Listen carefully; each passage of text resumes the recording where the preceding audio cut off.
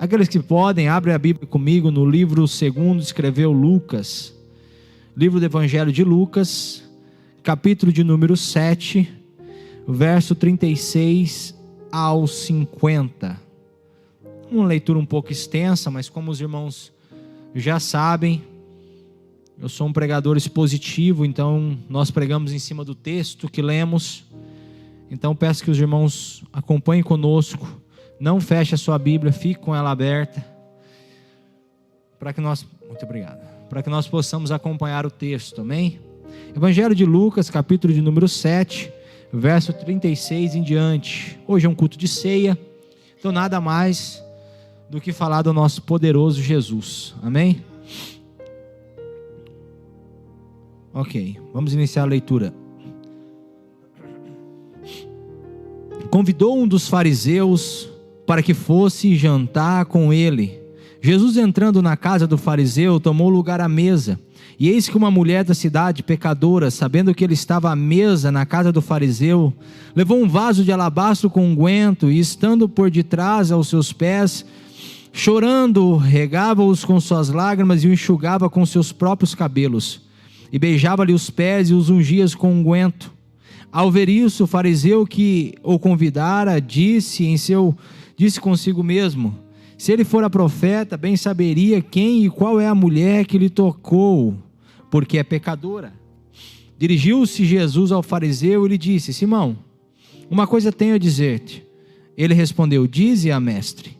Certo credor tinha 2 devedores, um lhe devia 500 denários e outro 50. Não tendo nenhum dos 2 com o que pagar, perdoou-lhes a ambos. Qual deles, portanto, o amarás mais? Respondeu-lhe Simão: suponho que aquele a quem mais perdoou. Replicou-lhe: julgastes bem. E voltando-se para a mulher, disse a Simão: vês essa mulher? Entrei em tua casa e não me destes água para os pés. Esta, porém, regou os meus pés com lágrimas e a enxugou com os seus cabelos. Não me destes ósculo ou beijo. Ela, entretanto, desde que entrei, não cessa de beijar os meus pés. Não me ungiste a cabeça com óleo, mas essa, com bálsamo, ungiu os meus pés. Por isso te digo, perdoados-lhe são os seus muitos pecados, porque ela muito amou. Mas aquele a quem pouco se perdoa, pouco ama. Então disse a mulher: perdoados são os teus pecados. Os que estavam com ele à mesa começaram a dizer entre si: quem é este que até perdoa pecado? Mas Jesus disse à mulher: a tua fé te salvou, vai-te em paz. Aleluia, texto poderoso. Eu gosto dos escritos de Lucas, porque Lucas ele é detalhista no que ele escreve. Eu gostaria de dar uma introdução e um pano de fundo para que nós possamos entender esse contexto, que é um texto de caráter e cunho extremamente cultural. Se nós não entendermos a cultura e o que está se passando aqui, nós não vamos entender a mensagem. Então vamos lá, para nós podermos entender o verso 36, vamos voltar alguns versículos no começo do capítulo 7, que é onde começa esse bloco a qual acabamos de ler.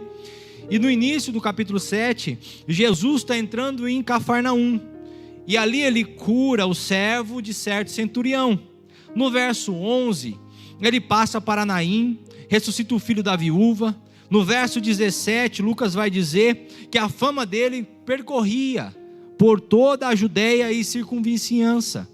Aí, não sabemos ao certo pela narrativa de Lucas se ele permanece em Naim ou se ele sai caminhando pelas cidades vizinhas. Fato é que Jesus ia passando de lugar a lugar. E no verso 21 diz que ele ia curando moléstias, flagelos e espíritos imundos, inclusive dando vista aos cegos. Ora, era muitos sinais que Jesus fazia, era muito milagre que Jesus fazia por onde ele passava. Sendo assim, a fama de Jesus se era muito conhecida naquela região. E quando nós chegamos no verso 36, nós vamos ver um certo fariseu convidando Jesus para um culto. Por que eu digo que esse fariseu convida Jesus para um culto? Porque não há lugar onde Jesus chega que não seja um culto. Então Jesus ele é convidado para participar de uma ceia, que no final era um culto. E quando Jesus vai chegando, ou quando Jesus chega na casa, a história vai dizer que ali já tinha pessoas. E eu fui estudar um pouco para entender o porquê dessas pessoas ali. Eu descobri, através de um rabino, ou de um comentarista árabe que comenta esse texto acerca da visão dele, da visão oriental. E ele vai nos dizer que todas as vezes que um rabino, todas as vezes que um mestre ia comer na casa de outra pessoa, a casa era aberta ao público. As pessoas podiam entrar na casa para assistir o jantar, ou ali a celebração que iria se passar. Por quê? Porque quando um rabino ele era chamado, ele era convidado, eles iam então fazer um embate ali, eles iam colocar alguns assuntos à mesa, eles iriam discutir um pouco de teologia, e esse fariseu chama Jesus, convida Jesus para jantar na casa dele, e a casa é aberta ao público. Então quando Jesus chega na casa, já tem uma multidão ali esperando Jesus. Já tinham milhares de pessoas, não vou dizer milhares, mas algumas dezenas ou até centenas de pessoas dentro da casa, por lado de fora, esperando Jesus chegar. Porque como nós podemos ver no versículo inicial do capítulo 7 e nos versículos seguintes, a fama de Jesus era muito grande. Jesus já tinha ressuscitado morto, Jesus já tinha curado pessoas, milhares de pessoas. Então eles queriam ver o que é que o fariseu ia fazer com Jesus nessa reunião. Daí então podemos entender o porquê que é que a mulher que participa desse texto, ela já está na casa, esperando Jesus. Porquê que é que ela já está ali, pronta para o ato a qual ela acaba de fazer nos versos 38 em seguinte. Ora, vejamos então, vamos começar agora a entender essa história, esse desfecho.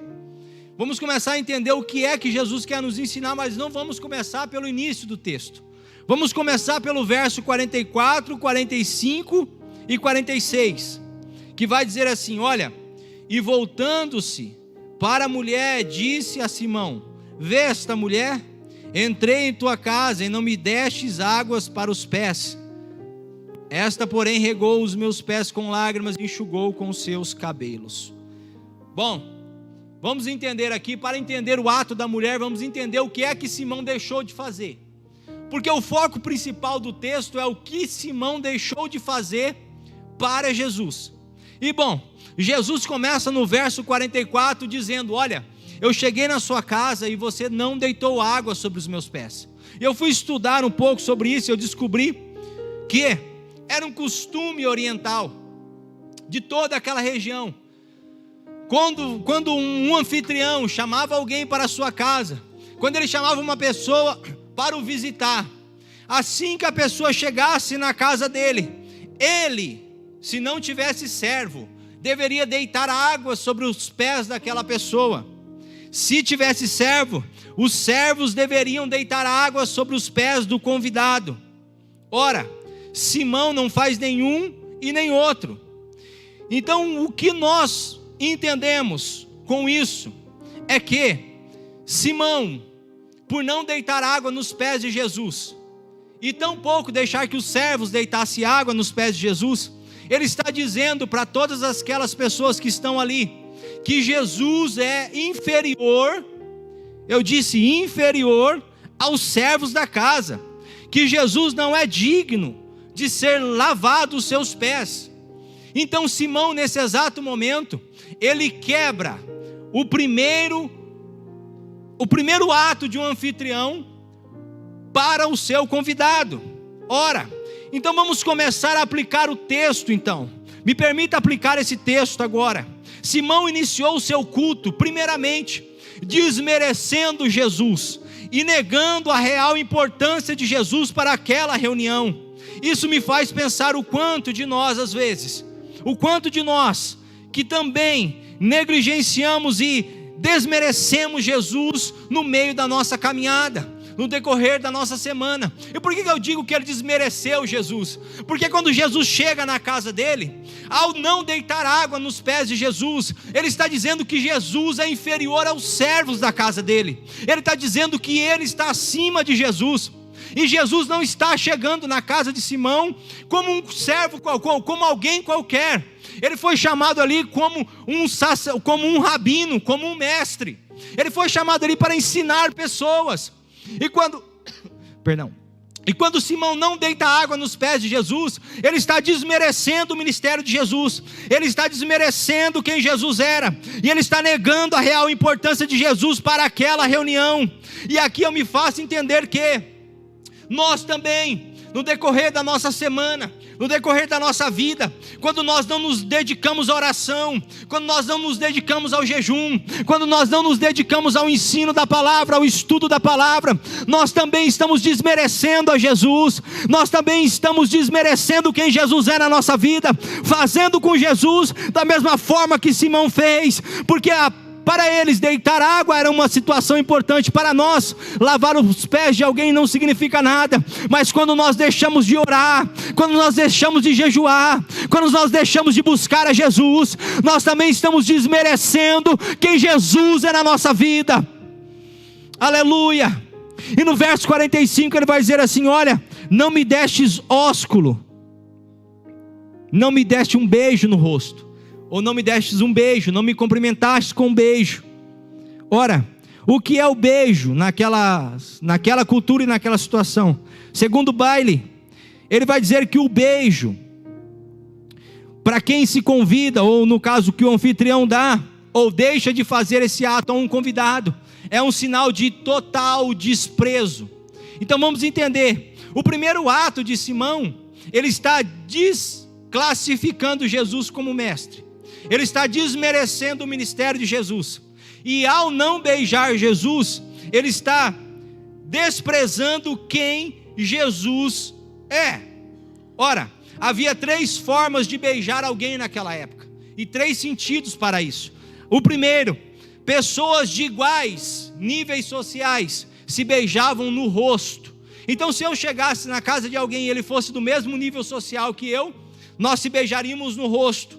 Segundo fato alunos, discípulos, filhos e servos beijavam a mão dos seus mestres e dos seus pais. Então beijar a mão era um sinal de que ou aquela pessoa era o meu mestre, ou ele era o meu senhor, ou ele era o meu pai. Terceiro meio de se beijar alguém é o meio a qual a mulher se aplica, que é beijando-se os pés. Mas nós vamos entender o significado de beijar os pés mais lá na frente. Fato é que quando um convidado era um rabino ou um mestre, o anfitrião beijava suas mãos e também posicionava todos os seus filhos homens, um seguido do outro, em fila, para também beijar a mão do mestre, em sinal de sujeição da casa e das gerações vindouras ao ensino daquele mestre. Simão nem sequer beija Jesus, demonstrando a todos que ele e a casa não reconhecem os ensinamentos de Jesus, e despreza a sua presença como mestre. Então perceba, olha o verso 40 comigo. O verso 40 vai dizer assim: dirigiu-se Jesus ao fariseu e lhe disse: Simão, uma coisa tenho a dizer. Ele respondeu: dize a mestre. Agora olha comigo uma coisa. Jesus chega na casa de Simão como um rabino, como um mestre, mas ele não beija Jesus, nem no rosto para dizer que Jesus era do mesmo nível social que ele, tampouco nas mãos para dizer que Jesus era mestre. Também não posiciona os filhos para beijar as mãos de Jesus, reconhecendo o ministério rabínico de Jesus. Ele rompe todos esses princípios, e quando Jesus fala com ele, ele chama Jesus de mestre. O que ele está fazendo aqui? Ele está sendo irônico. Todos aqueles que estão ali, vamos se lembrar do contexto inicial.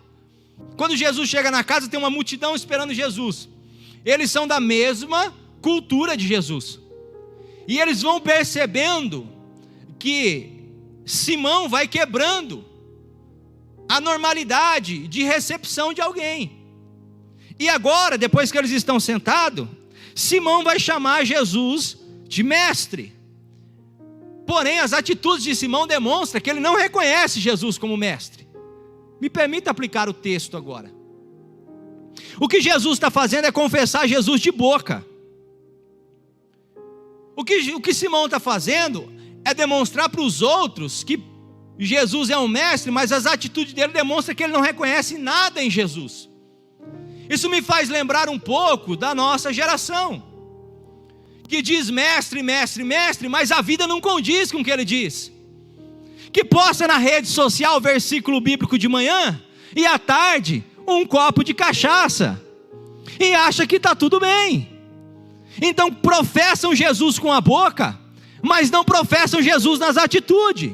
É como Simão está fazendo aqui. Diga-me, mestre. Mas a atitude dele é como se Jesus não fosse nada e nem ninguém para ele. Sabe o que está acontecendo conosco na nossa atualidade? É que o cristianismo ficou mais uma coisa de boca do que de vida. Já dizia Agostinho: se necessário for, pregue o evangelho, use palavras, mas se não, pregue com a vida. Hoje nós temos que pregar com palavra e ainda as pessoas não querem o nosso Jesus, porque o que mais tem é cristão despregando Jesus no dia a dia, é cristão despregando Jesus com os atos, com as falas, com as palavras, com a maneira de ser, não trata ninguém por igual, é cristão desonrando Jesus todos os dias com as atitudes. Não adianta professar que Jesus é o nosso Senhor, se nós vivemos debaixo do senhorio de Satanás. Não podemos proclamar que Deus é um Deus verdadeiro sobre a nossa vida, se na verdade nós praticamos atos e coisas de ímpio. Não, nós não somos crentes. Já dizia André Valadão: vocês não são crentes não. Verso 46, olha o verso 46 comigo. Não me ungiste a cabeça com óleo. Não me ungiste a cabeça com óleo. Bom, ungir a cabeça com óleo é apenas o último ato depois das duas primeiras, que é lavar os pés, beijar e depois ungir-se com óleo.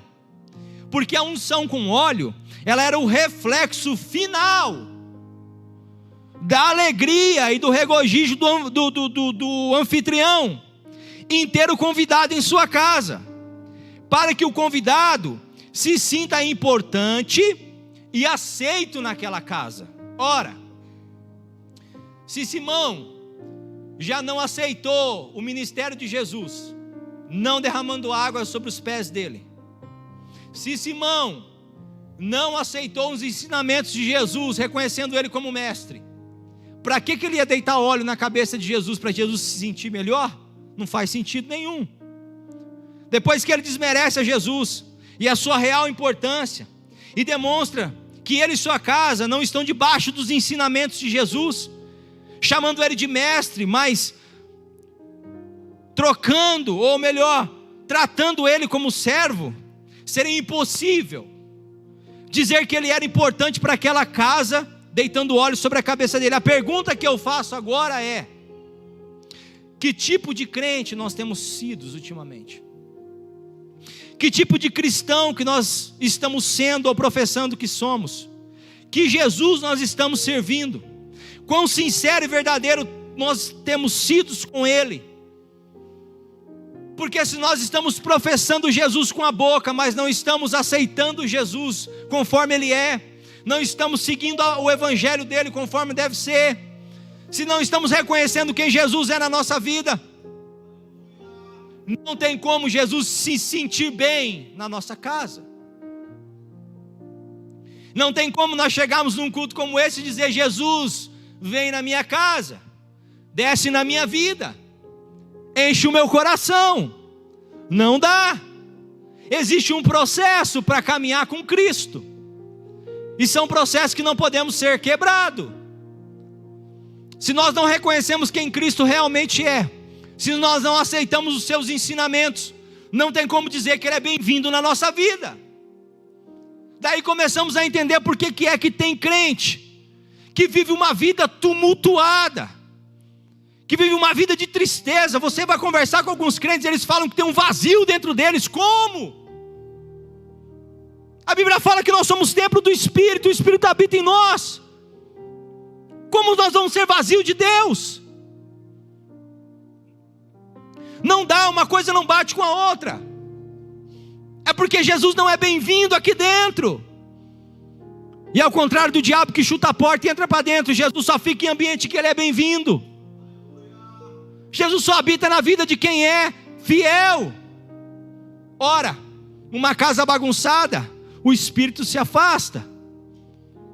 Aí nós começamos a ver crentes com um buraco no peito, dizendo que a vida não tem sentido, dizendo que a existência não faz sentido. Ora, o lar do espírito está bagunçado. Nós quebramos protocolos para cultuar a Deus. Perceba que Simão chama Jesus para o culto, mas é como se ele tivesse deixado Jesus fora do culto. Ele chama Jesus para um culto, mas não reconhece que Jesus é o centro principal do culto. Ele queria mostrar para aquelas pessoas que estavam em volta que ele era a figura principal da reunião. Porque perceba, Jesus, ele está vindo de um ambiente onde as pessoas estão elevando ele, onde as pessoas estão tratando ele como o segundo Elias, onde as pessoas já estão dizendo que ele é verdadeiramente o Filho de Deus. Aí Simão fala: não, eu vou mostrar para eles que ele não é nada. Vem comer na minha casa. Quando ele chega, a primeira atitude dele: não, vou mostrar para vocês que ele está abaixo dos meus servos, porque nem eles vão lavar o pé dele. Depois ele diz: olha, agora eu vou mostrar para vocês que ele não é rabino, porque eu não vou beijar a mão dele. E quem era Simão? Simão era chefe da sinagoga, era líder da cidade.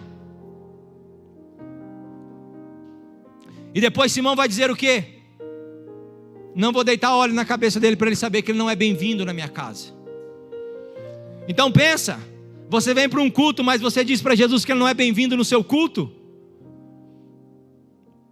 Nós saímos da nossa casa e viemos até aqui e dizemos para o centro do culto que nós somos o centro da reunião. Porque é isso que Simão está dizendo. Ele chama Jesus para a reunião, mas está dizendo para o público: eu sou o centro da reunião. E aqui agora eu volto a minha atenção para pregadores, pastores e celebridades do mundo gospel. Nós não somos o centro do culto, nós não somos o centro das reuniões. Existe um Deus e Ele tem que ser o centro de todas as coisas. Nós não somos o centro de nada. Nós somos só uma boca de Deus nessa terra, com um limite de vida passageiro. Deus precisa ser o centro das nossas reuniões. Não, eu vou assistir um culto porque fulano vai estar pregando. Não, eu vou naquela igreja porque ciclano vai estar lá. Não, meu irmão, vem na igreja porque Jesus vai estar aqui. Vem cultuar porque Jesus vai estar aqui. Não é porque ciclano ou bertano vai estar aqui, porque ciclano ou bertano pode não ter o Espírito Santo há muito tempo, mas venha ver Jesus, porque Ele sempre vai estar na reunião. Aleluia. Vamos agora aprender a cultuar com a mulher pecadora. Nós aprendemos com Simão a como não cultuar a Deus. Agora vamos aprender com a mulher pecadora como é que cultua a Deus. Bom, sabemos que ela já estava na casa quando Jesus chega. Ela presenciou todo o ato de desprezo de Simão, desde o começo até o final. Ela presenciou tudo, ela viu tudo. Agora vamos para o verso 38 comigo. E estando por trás, aos pés, chorando, regava-os com lágrima e enxugava com seus próprios cabelos, e beijava-lhe os pés e ungia-se com unguento. Bom, a mulher presenciou toda a falta de decoro de Simão. Agora, ela precisa fazer alguma coisa. E vamos entender como é que ela teve acesso ao pé de Jesus. Simples. A mesa no mundo antigo não era uma mesa alta como a nossa, que você senta numa cadeira e seus pés ficam debaixo da mesa. Não. A mesa no mundo antigo, ela tinha no máximo essa altura, como 60 centímetros, quase 1 metro, pouco menos, assim, 60 centímetros. As pessoas que iam comer sentavam assim em divãs, é como se fosse um puff, alguma coisa assim pequena abaixo. E era proibido alguém sentar com os pés para a mesa, porque o pé era impuro, o pé tinha que ficar para trás. Então Jesus senta-se assim, os pés para trás, cotovelo esquerdo em cima da mesa, e com a mão direita ele come, porque eles também não poderiam comer com a esquerda é impura, então eles lavavam a direita e comia com a direita. O pé de Jesus para trás, assim como eu estou, e ele sentado. Então a mulher consegue ter acesso aos pés de Jesus, porque os pés dele estão para trás. Então ela vem nas costas de Jesus e começa o culto dela. Aí ela vai ensinar a Simão como é que cultua Jesus. Bom, ela teve acesso aos pés de Jesus e ela começa chorando. E aí o termo vai dizer que ela, chegando por trás aos pés de Jesus, chorando, regava. Esse termo regava no grego é encharcava. Era como se ela tivesse não chorando, mas derramando uma cachoeira de lágrimas. E a questão interessante é que ela enxuga com os cabelos, porque na verdade essa mulher, segundo Kennedy Bale, ele vai dizer que essa mulher provavelmente já havia conversado com a mulher samaritana que Jesus havia encontrado no poço. Então ela já havia descoberto o que Jesus fizera por aquela mulher, e Jesus tirou ela da prostituição. Provavelmente essa mulher já pregou para ela quem era Jesus. Então quando ela chega, eu sinto a presença de Deus. Quando ela chega para falar com Jesus, ela já está transformada, ela já está salva. E ela chega só com óleo, porque o óleo é que era a gratidão dela. Por isso que ela não tem toalha, porque ela não ia lavar os pés de Jesus. Mas quando ela percebe que o homem que mudou a vida dela está sendo maltratado, desprezado, humilhado, ela interrompe aquele jantar e se joga aos pés de Jesus aos prantos. Mas não é com pouco choro, era tanto choro que saía do coração daquela mulher, que ela lavou os pés de Jesus, que ela encharcou os pés de Jesus. Aleluia.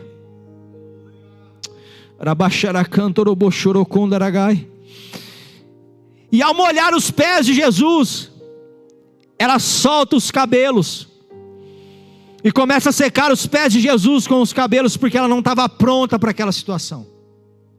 E aqui vem um ponto interessante.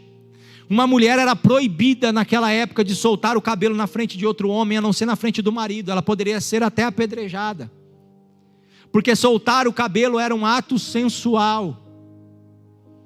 Ela solta os cabelos, e a mulher só poderia fazer isso num ato extremo de intimidade, extremo, fechada no quarto com o esposo. Ela solta o cabelo no meio de milhares, de centenas de homens que estavam ali, e começam a secar os pés de Jesus, sem se importar com o que iriam dizer dela, sem se importar se ela poderia ser apedrejada por estar tocando num rabino e soltando o cabelo em público. Mas o cerne de tudo isso é que, primeiro, ela se doeu pela forma que cultuaram a Jesus. Segundo, ela pegou as dores do tratamento que fizeram com o Jesus dela. E terceiro, ela entendeu que é só chorando nos pés de Jesus que ela pode chegar. E ela entendeu uma outra situação, que para ela poder tocar em Jesus, ela tinha que tocar em intimidade. Por isso que quando ela solta o cabelo, ela está dizendo para Jesus que ela está entrando num ato de intimidade com Ele ali.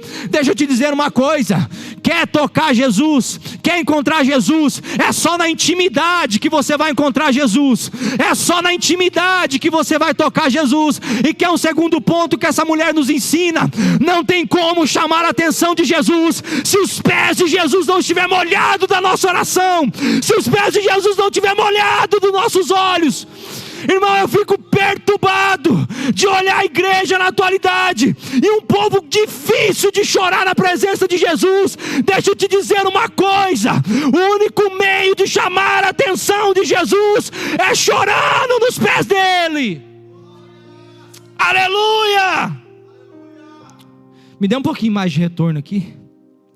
Arabaxaracandaragai. Obrigado. Aquela mulher, sem nunca ter ido numa sinagoga, era uma pecadora da cidade. Ela descobriu que o único meio dela tocar Jesus era chorando nos pés dele. e era participando da intimidade dela com Ele. As pessoas preferem orar às vezes 5 minutos na igreja, mas não param para orar dentro de casa, num quarto fechado. Ei, quer tocar Jesus, precisa de intimidade. Quer tocar Jesus, precisa de quebrantamento. Quer tocar Jesus, precisa de um coração transformado. Só palavra vãs não vai tocar Jesus. Aleluia. Pastor, o que eu faço então? Deixa de ser superficial e entra na intimidade com Jesus. Deixa de ser superficial no seu relacionamento com Ele e entra na intimidade como essa mulher fez. Verso 38. Ainda no 38, falamos dos olhos encharcados, falamos dos cabelos soltos. Terceiro ato da mulher, ela beijava os pés de Jesus. E beijava-lhe os pés, enquanto Simão omite esse ato, dizendo que não tem nada para aprender com Jesus, porque se lembra que beijar um anfitrião quando chega, você está dizendo a que classe ele pertence na sua vida. E Simão omite isso, dizendo que Jesus não era nada para ele. Enquanto Simão dizia, olha, Jesus não é nada para mim, eu sou o cerne do culto, essa pecadora ajoelha, chora aos pés de Jesus, seca com os cabelos. E o termo não cessa de beijar é que ela não dava beijinho assim, ela dava assim, não parava, era incessante os beijos que ela dava no pé de Jesus. Agora lembra que eu te disse que existia 3 formas de representar um beijo no mundo antigo, e a última dela era beijar os pés. Olha o que essa mulher está nos ensinando aqui. Bom, 2 situações, alguém beijava os pés de alguém. Um comentarista árabe vai dizer o seguinte, que a primeira situação em que alguém beijava os pés de outra pessoa era quando um condenado à morte era liberto ou livre pelo seu advogado. Quando o advogado livrava o condenado da morte, ele saía do estado em que ele estava, e ao encontrar o advogado, ele ajoelhava nos pés daquele advogado e beijava-lhe os pés. Segunda situação, era quando alguém recebia um favor do rei. Quer ver? Vou te dar um exemplo. Na situação em que os devedores, a parábola do devedor incompassivo, a dívida dele é perdoada, o rei diz para ele, olha, a sua dívida é impagável, mas eu te perdoo, vai e esquece a dívida. Ali naquele ato, aquela pessoa ia e beijava-se os pés do rei, em sinal de gratidão. Então, vamos resumir? Alguém só beijava os pés de outra pessoa em que essa pessoa lhe dava a vida. Não, você não está entendendo. Enquanto Simão está dizendo, Jesus não é nada para mim, ela está dizendo assim, esse homem me deu a vida. Jesus ainda não havia sido pregado na cruz, mas ela já estava dizendo, esse homem me deu a vida. Esse homem me devolveu o sentido da vida. Esse homem trouxe para a minha vida a alegria de novo. Esse homem trouxe para a minha vida a essência da vida. Esse homem me devolveu de novo aquilo que eu achei que eu nunca mais ia recuperar. Esse homem devolveu para mim o que eu achei que eu nunca mais ia encontrar. Por isso eu estou aqui para dizer para você que me ouve aqui, que me ouve pela internet, se você acha que você perdeu a sua alegria, se você acha que você perdeu a essência da sua vida, eu tenho um Jesus que pode devolver para você essa essência. É somente Jesus. Ramandarabaxaracandaragai.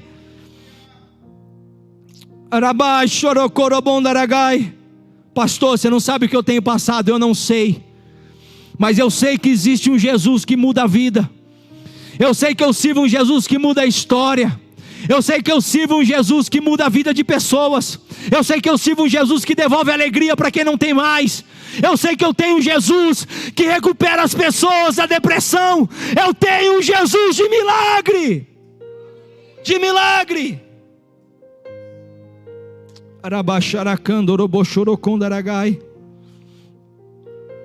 Não adianta confessarmos que Jesus é o nosso rei, mas vivermos como um fariseu. Não adianta precisamos ser transformados e passar a vida nossa beijando os pés de Jesus.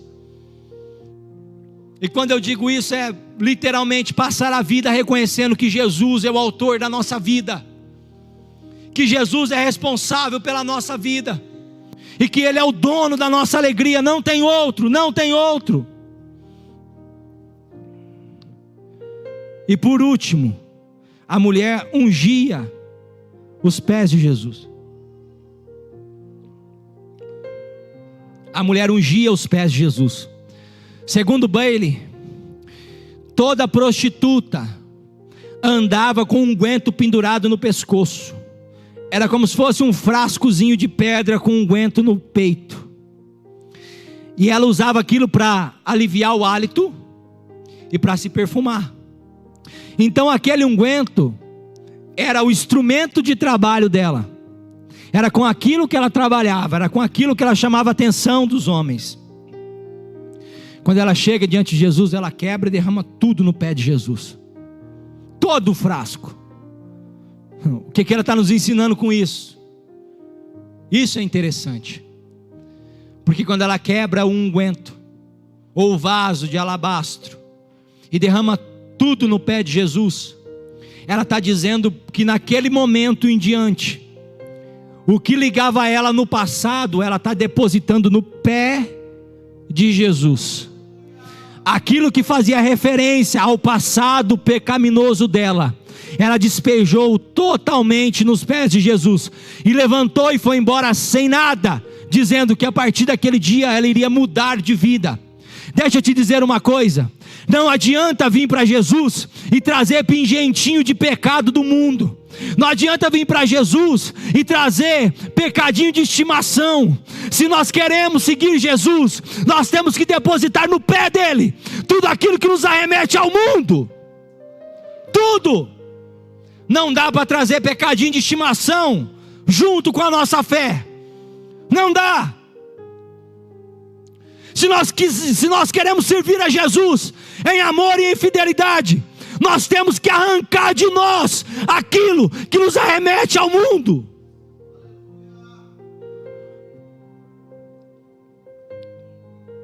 Se nós queremos seguir a Jesus, aquilo que nos faz lembrar quem nós éramos, precisa ser deixado nos pés de Jesus. Não dá para levar junto. É por isso que aquela mulher, ela deposita tudo que arremetia o passado dela nos pés de Jesus. Perceba que toda a cena da mulher acontece nos pés de Jesus. Quantos de nós já ouvimos aquelas irmãzinhas do coque de antigamente, quando elas ouviam que nós tínhamos um problema?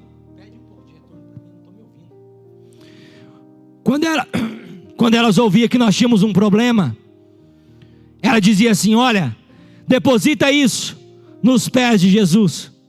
Agora começa a fazer sentido o porquê de depositar isso nos pés de Jesus. É porque é de lá que nós tiramos o nosso socorro. É de lá que nós tiramos a nossa libertação, a nossa vida. É de lá. É dos pés de Jesus. Bom, Jesus acaba de dar uma lição em Simão. Ele acaba de dar uma lição em Simão. Meu Deus. Ele acaba de mostrar para Simão como é que se faz um culto. E aí vem Simão no verso 39. Olha o verso 39 comigo.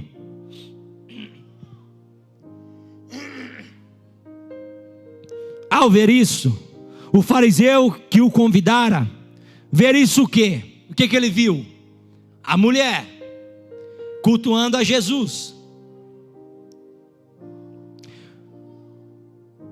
O fariseu que o convidara disse consigo mesmo: se este fora profeta, bem saberia quem e qual é a mulher que lhe tocou, porque ela é pecadora.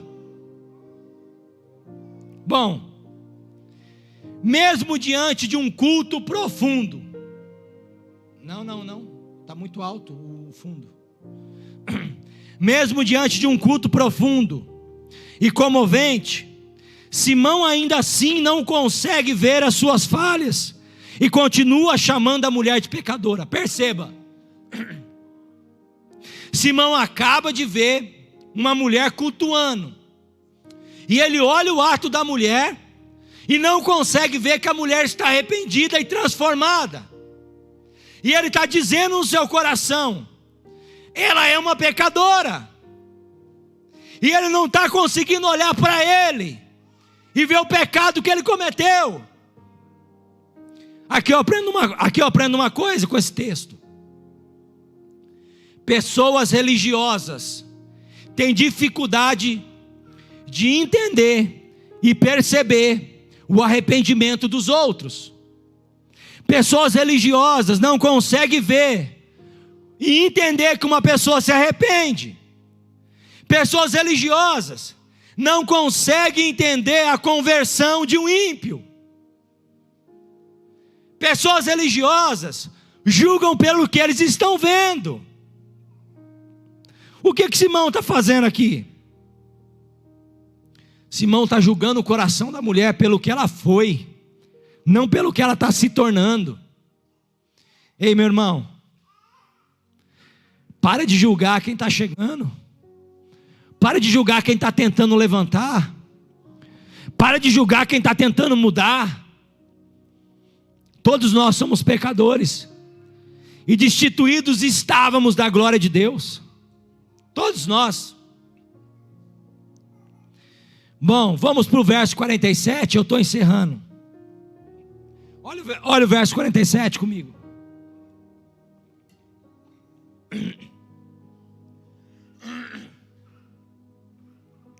Verso 47. Por isso te digo, Jesus falando para Simão: perdoados lhe são os seus muitos pecados. Não, Jesus está dizendo para a mulher, porque ela muito amou, mas aquele a quem pouco se perdoa, pouco se ama. Olha essa reflexão comigo aqui. Eu vou fazer a mesma leitura desse versículo, só que na tradução da Bíblia de Jerusalém. Porque a Bíblia de Jerusalém, ela traz uma versão mais próxima do original. E a versão da Bíblia de Jerusalém vai dizer assim: por essa razão eu lhe digo, que os pecados dela, os seus muitos pecados, devem ter-lhe sido perdoados. Porque se não fosse assim, ela não teria demonstrado tão grande amor. Mas aquele a quem pouco foi perdoado, mostra pouco amor. Entenda isso comigo que é importante.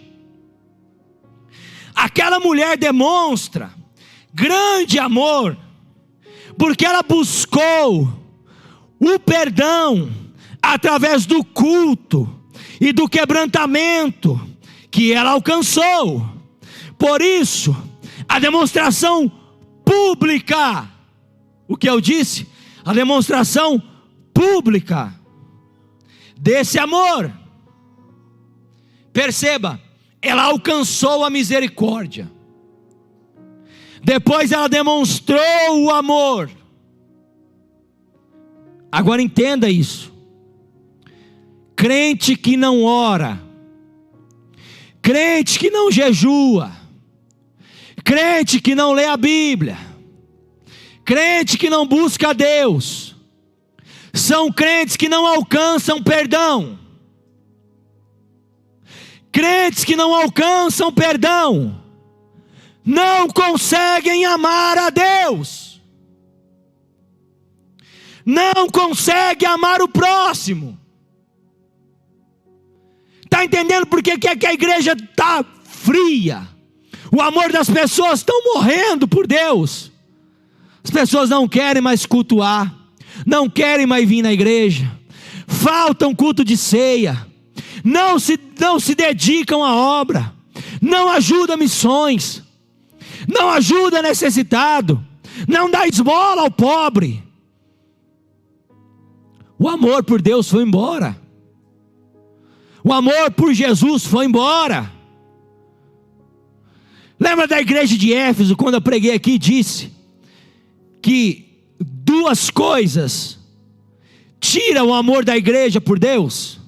E eu disse: pecado não confesso, perdão não liberado, e a terceira coisa, foi 3 coisas, foi feridas ou decepções não tratadas.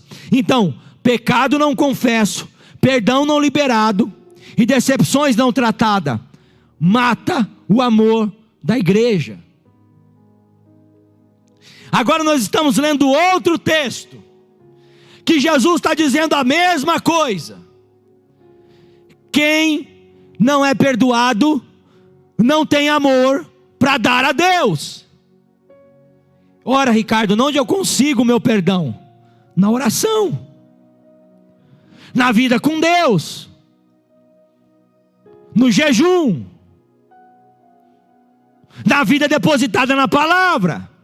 Ricardo, eu não consigo ler a Bíblia, eu não entendo. Vem no culto de ensino. Irmãos, eu comecei uma série do Apocalipse.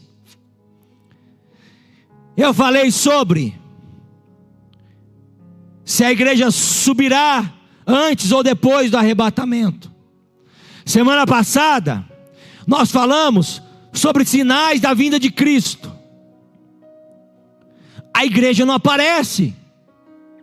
Eu estou quase dando estudo só para minha mulher e para o pastor Caleb. Aí eu te pergunto, por quê? N coisas. Ok, não quer vir no culto da palavra, da sua igreja? Não vai.